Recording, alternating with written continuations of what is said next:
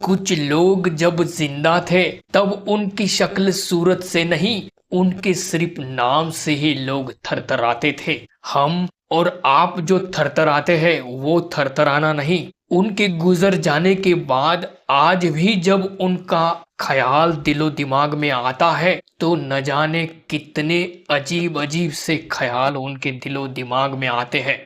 ऐसा थरथराना, तो ऐसा क्या था के आसिफ में? तो नमस्ते दोस्तों, मैं हूं अनुराजा और आज आपको ऐसी कहानी सुनाऊंगा जिसके किस्से आज भी फिल्मी गलियारों में गूंजते हैं। के आसिफ की ये कहानी आपको सुनाने से पहले एक बात बता दूं कि इनकी जिद ही थी जो लोगों के डर का कारण थी। इनके खाते में सिर्फ 2 फिल्में हैं, लेकिन इनका जुनून इतना था कि जुनून भी घुटने टेक दे। 14 जून 1922 को उत्तर प्रदेश के डॉक्टर फजल करीम और बीवी गुलाम फातिमा के घर पर के आसिफ का जन्म हुआ था। ये बचपन से जिद्दी थे, इसीलिए पढ़े लिखे खानदान में जन्म लेने के बावजूद इनकी पढ़ाई इन्होंने सिर्फ 8वीं कक्षा तक ही की। इसकी वजह ये थी कि ये पढ़ाई में बेहद कमजोर थे, लेकिन इनकी उर्दू पर बहुत ही ज्यादा पक्की पकड़ थी। ऐसा कहा जाता है कि करीम परिवार के रिश्ते बेहद दूर दूर तक फैले हुए थे और पैसों की तो इनके पास कोई कमी ही नहीं थी। इनका फिल्म इंडस्ट्री से गहरा नाता था क्योंकि इनकी जो बड़ी बहन थी सिकंदर बेगम, उनके पति थे नाजिर अहमद खान। ये फिल्म जगत में जाने माने फिल्मकार हुआ करते थे। बस नासिर खान के पहचान पर वो मुंबई आ गए और यहाँ पर उन्होंने फिल्मी जगत में रहकर फिल्म मेकिंग की पढ़ाई पूरी कर ली। शुरू में उनको कुछ समझ में नहीं आ रहा था, लेकिन कुछ सालों बाद ही उनके टैलेंट ने चमक दिखाई, उनको सब कुछ समझ में आने लगा। के आसिफ साहब की कहानी कमाल अमरोही साहब के साथ शुरू होती है। एक दिन कमाल अमरोही अपनी स्क्रिप्ट लेकर के आसिफ के पास आए उनसे मिलने के लिए। अब इन दोनों में कॉमन बात एक थी कि ये दोनों ही पढ़े लिखे ज्यादा नहीं थे, लेकिन इनकी उर्दू पर पकड़ बेहद लाजवाब थी। इन दोनों का काम करने का तरीका एक और सोच भी एक सी ही थी। 1945 में भारत और पाकिस्तान के विभाजन के पहले इन दोनों ने मिलकर एक फिल्म बनाई फूल, जिसको कमाल अमरोही ने लिखी और के आसिफ साहब ने डायरेक्ट की। 1945 में जब यह फिल्म रिलीज हुई तो इस फिल्म ने बॉक्स ऑफिस पर तहलका मचा दिया और दोस्तों यही से शुरुआत हुई उस ऐतिहासिक फिल्म बनाने की तैयारी जिसका नाम है मुगले आजम। एक दिन इम्तियाज अली ताज साहब की अनारकली प्ले को देखने के लिए के आसिफ साहब पहुंच गए। इस प्ले को देखने के बाद के आसिफ बहुत ही ज्यादा प्रभावित हो गए। ये तो होना ही था क्योंकि प्ले था ही वैसा। इस प्ले पर 3 फिल्में बन चुकी थी जो अनारकली पर बेस थी। पहली फिल्म 1928 में आई थी जिसमें रूबी मायर ने अनारकली का किरदार निभाया था। 1945 में फिल्मी इंडिया मैगजीन के सबसे पहले फिल्म के पोस्टर के बाजू में एक इश्तिहार छपा। उसमें लिखा हुआ था कि के आसिफ मुगले आजम फिल्म नरगिस को लेकर बना रहे हैं। लेकिन तभी दोस्तों इंडिया और पाकिस्तान का पार्टीशन का दबाव बनने लगा और इसी दबाव के चलते इस फिल्म पर रोक लग गई, क्योंकि कुछ प्रोड्यूसर थे, कुछ एक्टर्स थे जिन्होंने देश से भाग जाने का फैसला लिया। लेकिन आसिफ साहब थे कि अपने जिद पर अड़े रहे।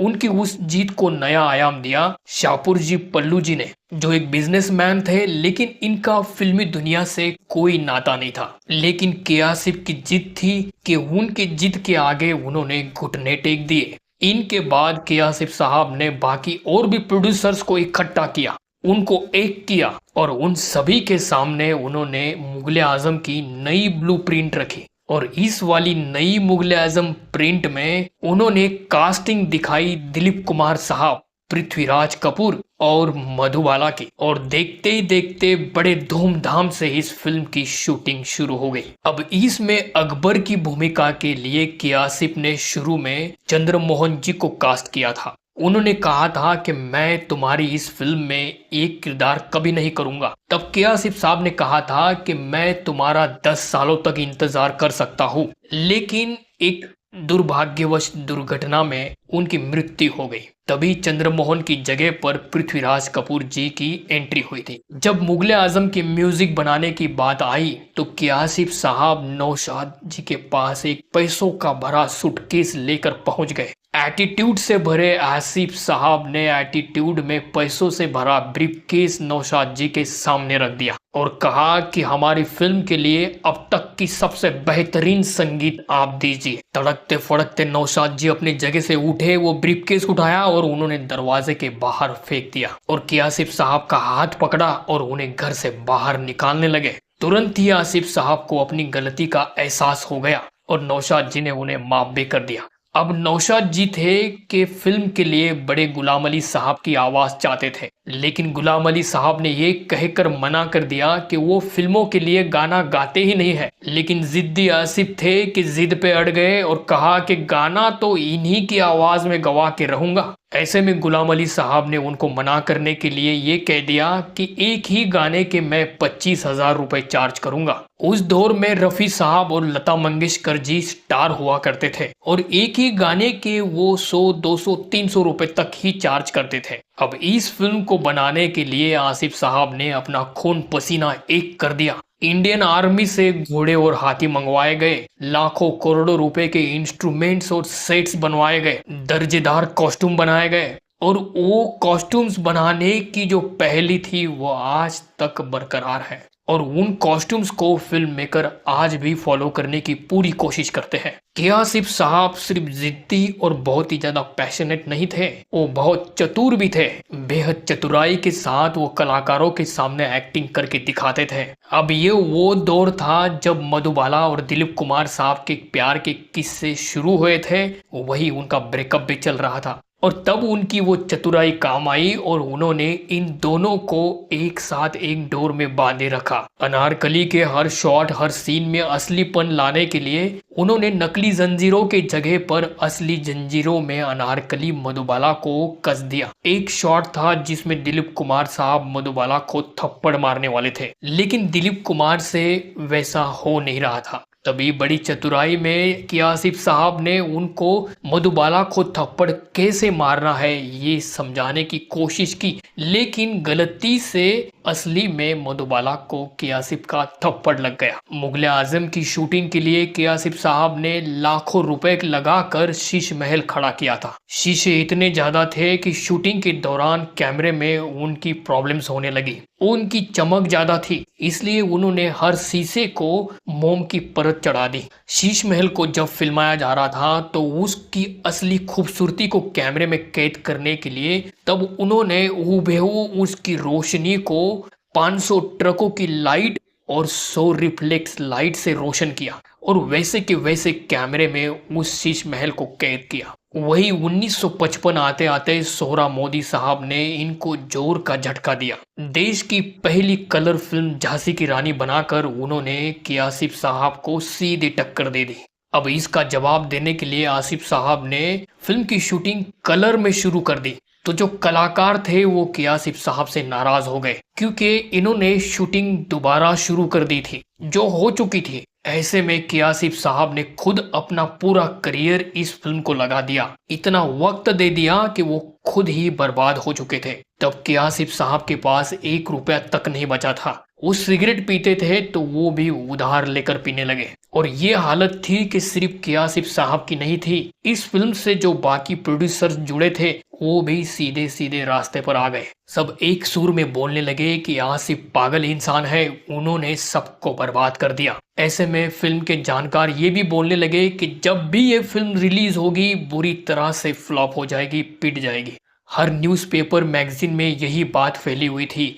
इसी वजह से सभी प्रोड्यूसरों ने मिलकर कियासिफ साहब को अखाड़े में खड़े करके सवालों की बौछार कर दी। लेकिन कियासिफ साहब थे कि उन्हें कमाल का यकीन था कि ये फिल्म जब भी रिलीज होगी बेहतरीन फिल्म है, बहुत ही कमाल का रिस्पॉन्स इस फिल्म को मिलेगा और सभी प्रोड्यूसरों को उनका अच्छा खासा रिटर्न्स मिलेगा। उसके बाद कियासिफ ने इंडियन गवर्नमेंट के साथ मिलकर एक प्रीमियर आयोजित किया। इस प्रीमियर में ना सिर्फ बॉलीवुड के सुपरस्टार आए बल्कि देश विदेश के सभी बड़े बड़े नामी पॉलिटिशियंस, बड़े बड़े राजा ऑस्कर विनर फिल्मकार, रूस, अमेरिका, चीन, यूरोप, यहाँ से सभी फिल्मकारों ने हिस्सा लिया।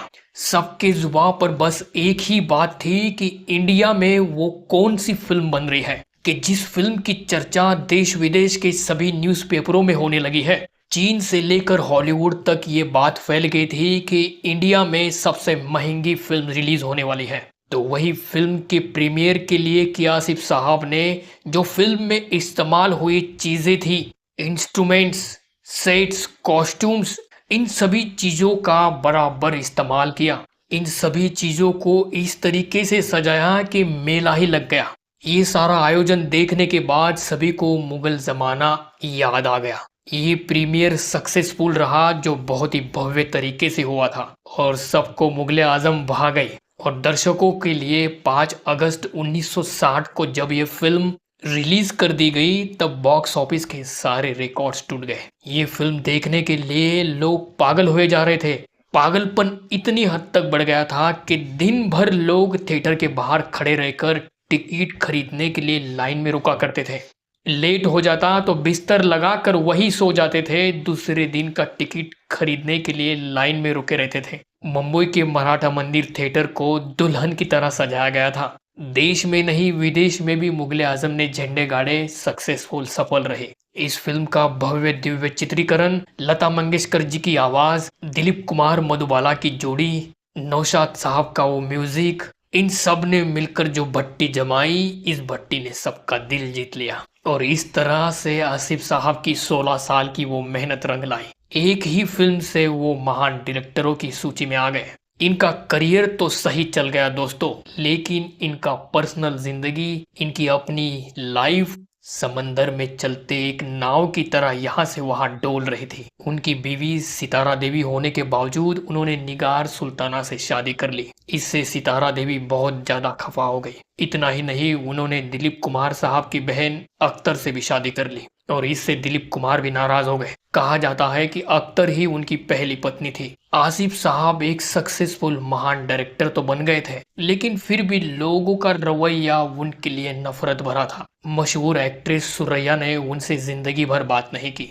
मुगले आजम के बाद कि आसिफ साहब ने सोचा कि मुगले आजम की तरह और एक फिल्म बनाई जाए। तभी गुरुदत्त की आकस्मिक मृत्यु के बाद लव एंड गॉड इस फिल्म को बंद कर दिया गया। 1970 आते आते संजीव कुमार के साथ इस फिल्म का शूटिंग उन्होंने शुरू किया, पर 1 मार्च 1971 में कि आसिफ साहब की मृत्यु हो गई। तो दोस्तों, आपको ये किस्सा, ये कहानी कैसे लगी मुझे कमेंट करके जरूर बताना। मुझे आपके कमेंट का इंतजार होगा। और भी बहुत सारी सच्ची बायोग्राफीज को देखने के लिए चैनल को विजिट करें, सब्सक्राइब करें। वीडियो को एंड तक देखने के लिए बहुत बहुत धन्यवाद। Thank you.